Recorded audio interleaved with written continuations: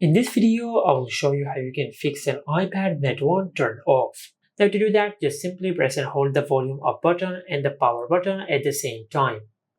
Now if you press and hold both of these buttons, you will see the power menu on the screen. And from here, you will be able to slide the slider to power it off. Now this was the first method. For the second method, just go to Settings, and under Settings, just tap on General. Under the General Settings, just scroll down and tap on Shutdown.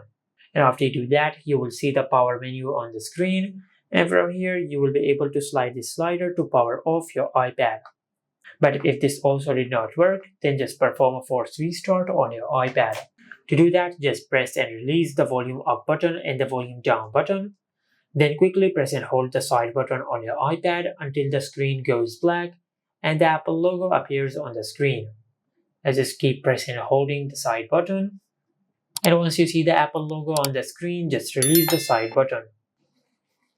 And after you do that, you will fix an iPad that won't turn off. Make sure to like, comment, and subscribe. Thank you for watching.